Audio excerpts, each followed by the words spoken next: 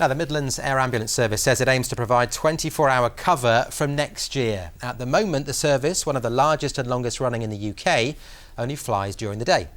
They chose this week, National Air Ambulance Week, to make the announcement, as Callum Watkinson reports.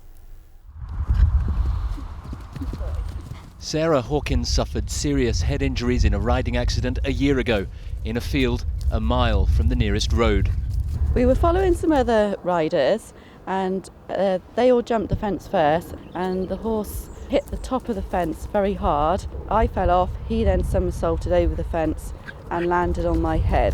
The bones were fractured through here, underneath the eye, through the back of the nose, right through to the inner ear where there was a tear, and then both jaw hinges, the lower jaw and round the back of the head were fractured. Her recovery is down in part to the speed at which the Midlands Air Ambulance got her to hospital.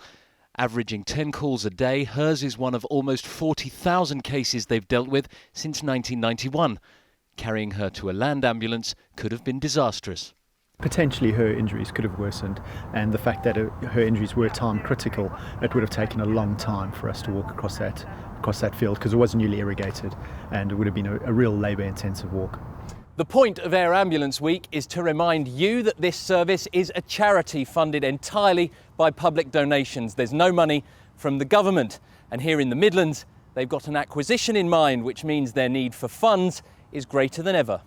We currently only run a daylight service. We've actually announced this week that we'll be acquiring the purchase of an aircraft, and that aircraft will allow us the capability of doing night flying in the future. It's going to cost to effectively double one of the aircraft's service. It's a 24-hour service, £2 million a year. There's a need for more donations than ever. The new night helicopter, which will replace one of the current fleet of 3, should be in the air by next autumn. From up here you really get a sense of the vast distances these helicopters can cover and how quickly they can do it. It's half an hour by road from the field where Sarah Hawkins had her accident to the hospital that treated her, but in one of these she was there in just 5 minutes.